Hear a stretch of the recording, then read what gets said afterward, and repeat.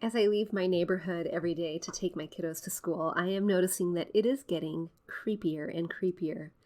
There are spider webs clinging to bushes and trees. There are witches' hats hanging from the ceiling of the porches. There are spiders climbing down the sides of homes and some kind of creepy, ghouly figures hanging out on porches and behind bushes. Not a fan of those.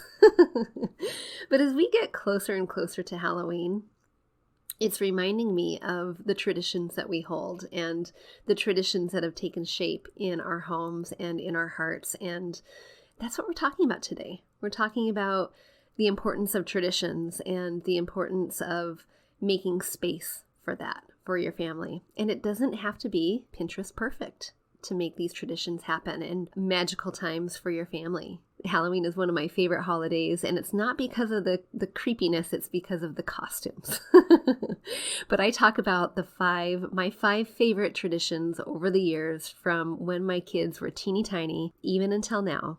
And you might be surprised that this home decorator, one of those five, is not decorating for Halloween.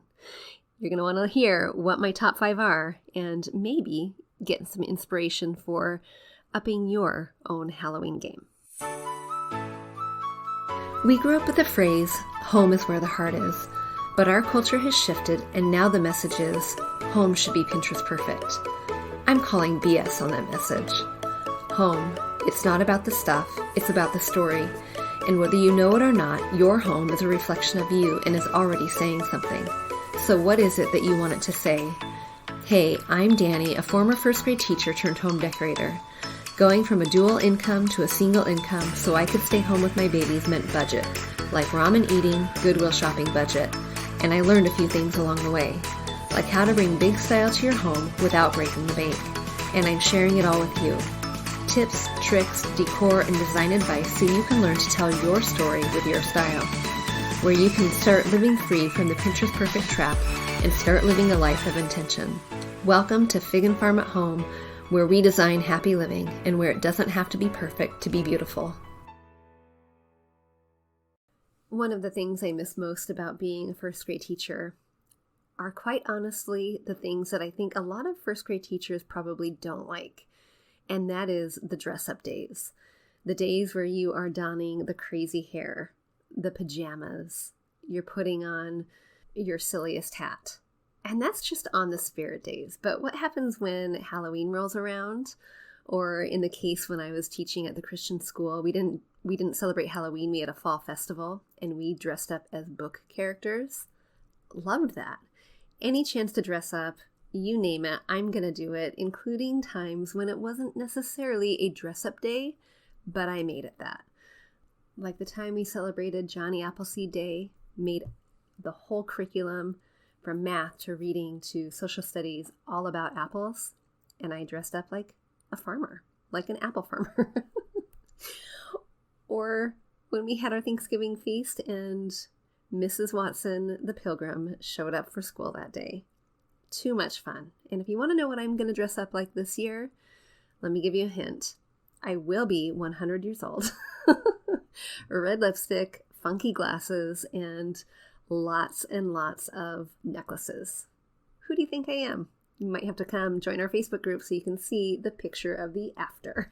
When it comes to big holidays like Halloween, it's really easy to recognize the traditions that are associated with it. We might decorate our homes inside and out. We might watch the same Charlie Brown in the Great Pumpkin Patch movie or something just a little bit spookier. We dress up. We might have a Halloween party. We buy candy. We eat too much candy. We take candy from the babies. Oh, wait, is that just me? And we go trick-or-treating. We knock on doors of people we don't know and have never met and say, basically, hey, can I have a piece of candy? Okay, I'm going to digress a minute, and here's my challenge. Trick or treat. That's what we say, right? Trick or treat. We're asking a question, really. We're not making a statement. We're saying trick or treat. Okay, has anyone ever answered the door and said trick? What would happen? I want to challenge you. Okay, here's your challenge. This Halloween, When someone knocks on the door and says trick or treat, say trick, see what happens. And then pop into our Facebook group and tell us about it. You might just get some stares and like, what? Okay. Anyway, back on track. So it's easy to recognize what traditions are when it comes to big holidays. When you start thinking about what your own family does, they're going to be even more nuanced. Like, you might not go trick-or-treating. You might decorate your home and give out all the candy. You might give out stickers instead of candy, or nickels instead of candy. Whatever your family tradition is, it is a tradition. And so today we're actually talking about what traditions are and the importance of traditions, the important role that they play in our families and in our family cultures. Because just like we mentioned earlier at the beginning of the podcast, when we said, whether you know it or not, your home is saying something, your home is a reflection of you. It's because you have a family culture. It's because you have a culture that is associated with your family unit. And traditions play a large part of that culture. So whether you know it or not, your family culture is being defined, not entirely, but can be earmarked by the structure of the traditions that you hold in place. What do I mean by that? Traditions help form the framework of your family culture. So if you think about our families in terms of a timeline, when the family began, maybe the dating of the mom and dad, and when the family ends. Hopefully that is a continuum that keeps on going, because we know we have teeny tinies that are going to have babies and families of their own someday.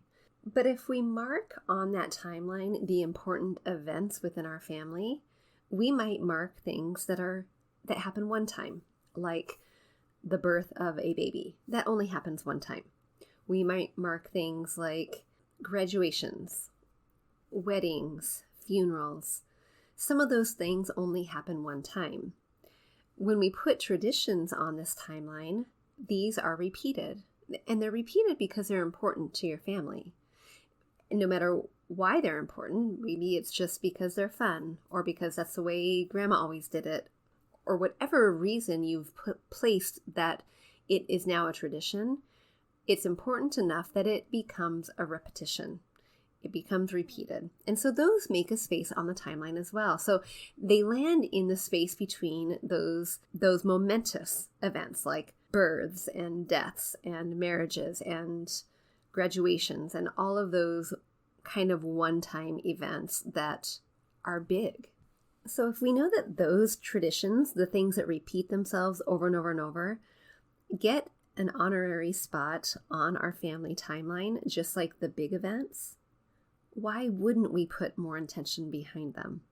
Of course they're fun. Of course they're memory making, but why wouldn't we put a little bit more intention behind them? So as we start this holiday season, starting off next week with Halloween, going into some of the other holidays, knowing that birthdays are on their way, and we think about the traditions that our family holds dear in our own family cultures, here are some other things to consider. 5 reasons why making traditions intentional, because they take shape and place and hold space on your family timeline. 5 reasons why we should put a little more intentionality behind them. Number 1, traditions nurture family connections. If we just talk about Halloween, since that is the next holiday coming up, if we just talk about that as the example, think about the way that your family connects over even just getting prepared for the holiday. Are you making a plan for the outside decorations, or working together to hang the spider web from your tree?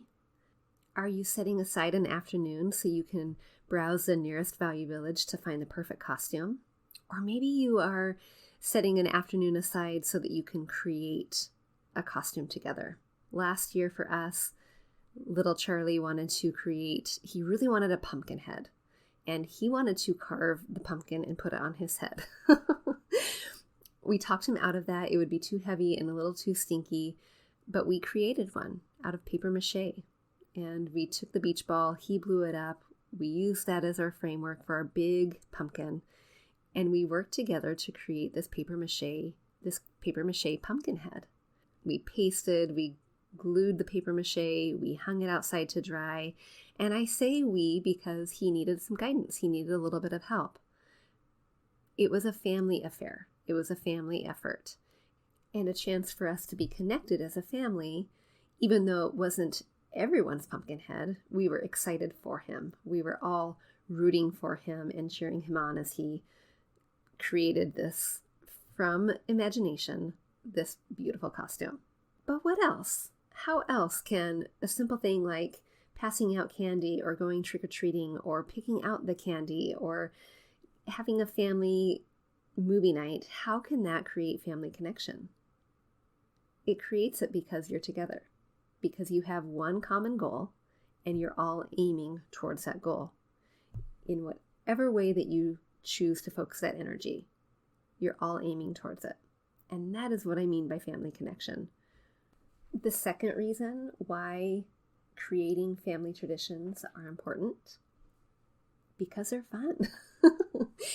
When you have fun, you want to repeat it. How many of you have ever had an experience where it was not fun? You got in a car wreck, you broke up with a boyfriend, you got fired from a job. You generally don't want to repeat negative experiences, right? You want to repeat positive experiences. Positive experiences are generally fun. And when we repeat those positive experiences, the repetition becomes tradition. Now, I know that sometimes traditions become habitual, and sometimes traditions are laced with an obligation rather than a sense of, I really want to do this because it is fun, fun, fun. Sometimes the obligation has a different weight to it, and there's a different meaning for why you should do it, and we're going to talk about that in a minute. But if we're talking just about the fun aspect, oftentimes the traditions that are being repeated because they're fun, they're the ones that the kiddos remember. They're the memory makers. They're the things that your kids will look back on 15 years from now and say, remember when we did this. They're the ones that they might want to instill in their own families when they are then doing the trick-or-treating. I think it's really important to mention that fun doesn't mean expensive. Fun doesn't mean it has to be Pinterest perfect. You have to create that perfect Pinterest-inspired Halloween costume in order to create the memory that is going to last decades. I think this is where sometimes we get stuck in that Pinterest trap. That idea of, well, if it's captured on someone else's Facebook profile or if it's captured on someone else's Instagram page or whatever, that means that they are having fun and it's perfect and it's ideal, and it's honestly, that's a bunch of bull. And your memories, your traditions can be as simple as putting a candle in your pumpkin because you do it every single year and you had fun putting that candle in the pumpkin. It doesn't have to be perfect. It doesn't have to be expensive. It doesn't have to be measured according to anyone else's idea of fun or what they're capturing and what they're putting out into the world for others to see. So, no comparing, no measuring your fun to anyone else's. If it's fun for you and your family, fun enough that you want to repeat it so that it becomes a tradition, chances are it's going to be instilled in the minds and hearts of your kiddos for years to come. A great chance for memory making and a great chance for them to want to do that again another day. The third reason why it's important to have family traditions, because traditions can bridge the gap between different generations.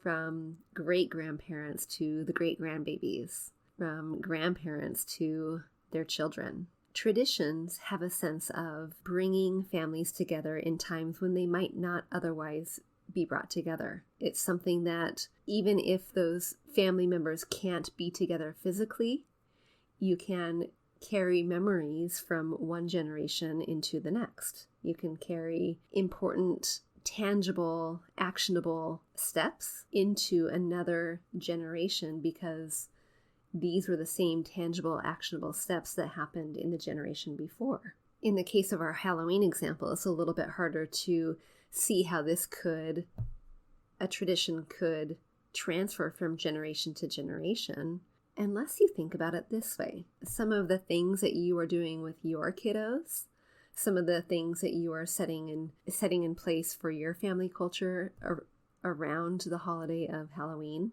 If some of those have been done when you were little, that is multi-generational. And then, of course, we can think about the times when we literally, physically have multi-generations gathering in one space, like for Thanksgivings or Christmas or weddings, where grandmas and grandpas and great-grandmas and grandpas and cousins and second cousins and aunties and uncles are all gathering together in one space to celebrate the same thing. And of course, these gatherings are not always as easy as they seem on paper and can feel sometimes a little heavier or obligatory and not fall into that fun category like we talked about earlier. Each family culture carries its own nuances that allow these events to be regarded as a good time or not a good time. And I wish I could give a blanket statement to say, just do it, it'll be great, because that's not always the case. But I would like to hope that if there's a negative connotation with some of those obligatory events, that might be a really good starting place for creating in a healthy space your own traditions in a way that really meets the needs of you.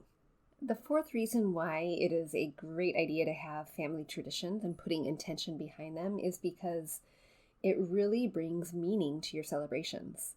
Now, if the meaning is just because it's fun, great, embrace that. Families should have fun together. They should be places and spaces that are free to engage in playful ways, and that playfulness is really meaningful. It's really very powerful.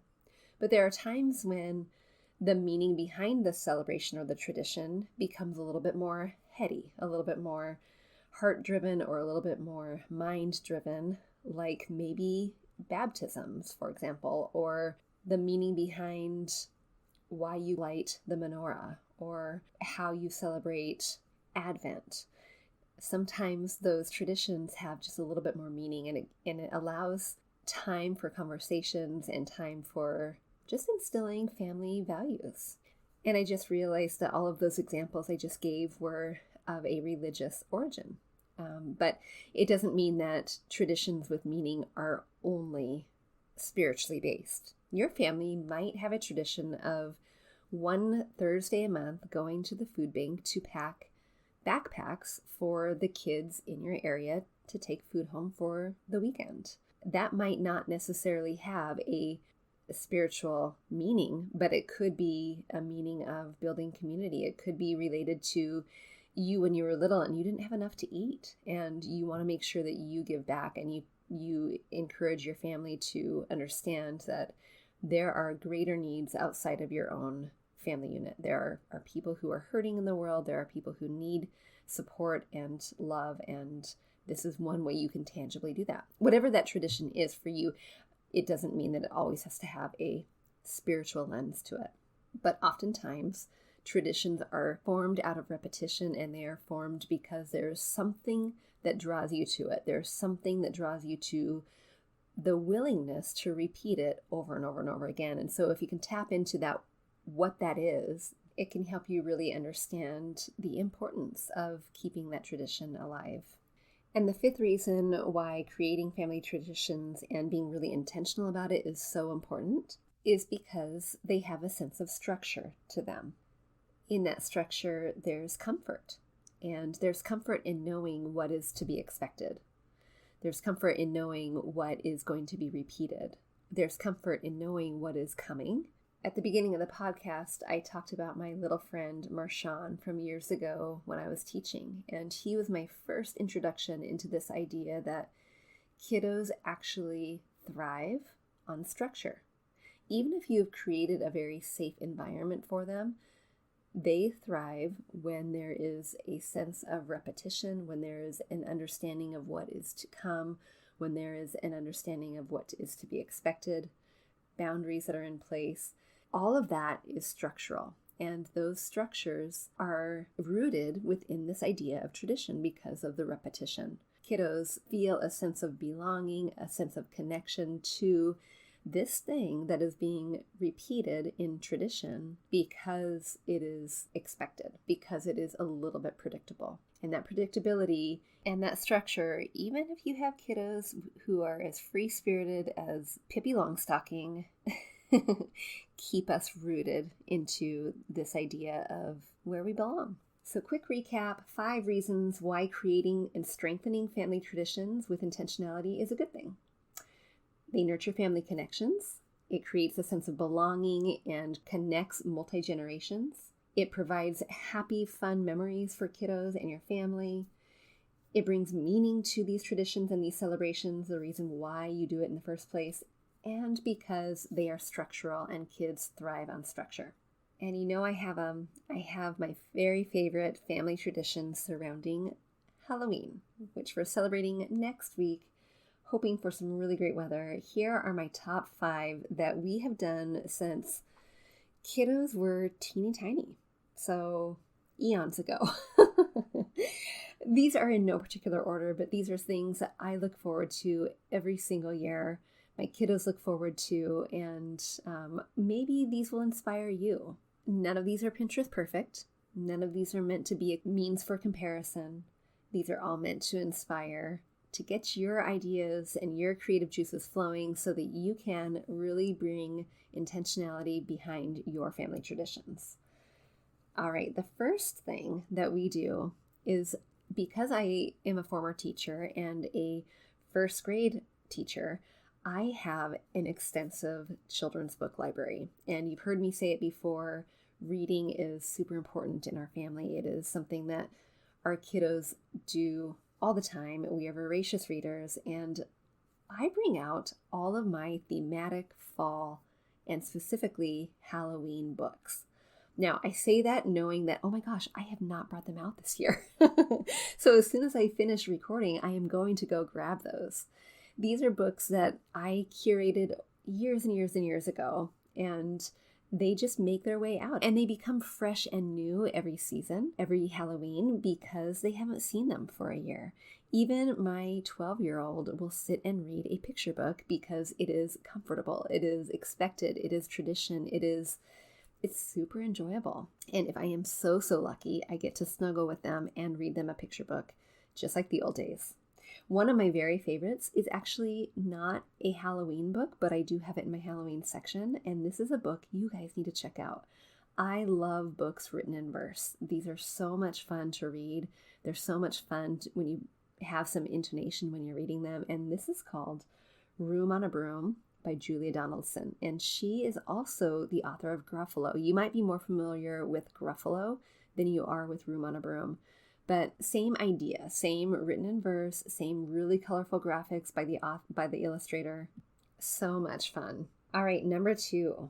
I love making homemade costumes. I mean, it is fun to go and find things, but I don't think I can count on one hand the number of times I have purchased a costume. I really love to create them. I love to go to Value Village and try to find the base pieces. I love to get out my sewing machine. I love to work with the kiddos and hear what their take on their costume is, kind of like with Charlie last year and his big pumpkin head. Some of my favorites over the years, Henry, when he was teeny tiny, he was 2 years old, he really wanted to be the UPS man, which I love. And it was super simple, brown sweats, brown sweatshirt, and I created a UPS symbol that we just tacked onto his sweatshirt.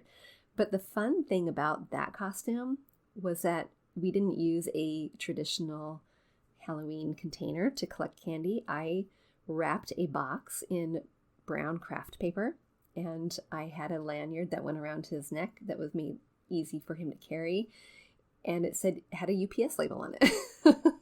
We've created spiders, we've created Harry Potter costumes, we've created Star Wars costumes, we've created family thematic costumes, which leads me to actually number 3, when all of us together create an idea for one grouping so that we all dress thematically. Some of my favorites over the years were Greg was a knight. we always had a very large costume box, and we still do in our playroom, but he wore a child's knight armor. So imagine that on a grown man. So cute. I was a princess, and my two boys at the time, because I was pregnant with my third, my two boys were little dragons. So we were a knight, a princess, and the dragons. Another family favorite was when, at the very, very beginning, when it was just Owen, Greg, and I was pregnant with my second kiddo, we dressed up as Charlie Brown and the Great Pumpkin. And Greg was Charlie Brown. We had his yellow shirt with the black chevron zigzag. Owen was a pumpkin, and I was the pumpkin patch. I had a ginormous belly at the time, 8 months pregnant, and I wore a brown dress, and I created a decal for my tummy that was a pumpkin. So I was the pumpkin patch. Owen was the Great Pumpkin, and then we had Charlie Brown. Lots of fun. It's so much fun in the dreaming and the making, and something that, unfortunately, as the kiddos are growing up, we're not doing as much anymore, but Greg and I still play along.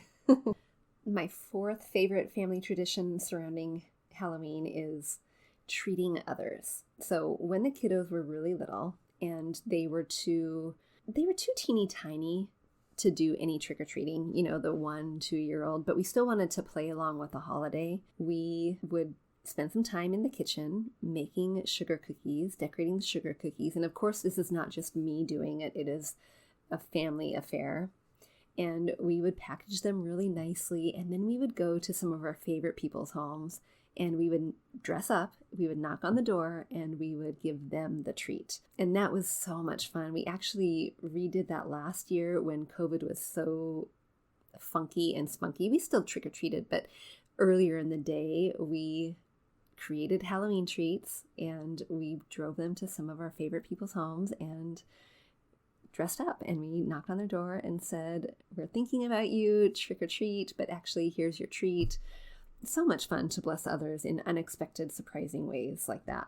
And one last tradition to get your creative juices flowing is the food we serve on Halloween, or if we're having a Halloween party. But if we are getting ready for Halloween, I know it's generally a busy, busy time. Sometimes it falls on a school night, and so there's not a whole lot of time between when they get home from school, when we need to start getting ready, and it is just excitement overload. And I love the buzz of the excitement, but I do plan ahead for this because I want to make sure that it is fun for the kiddos too. So one thing that we normally do is we create thematic food for the evening. Now, a lot of times it will be the same, and the same thing, that because the kiddos like the tradition of it. But the one they ask for year after year are mummy pizzas.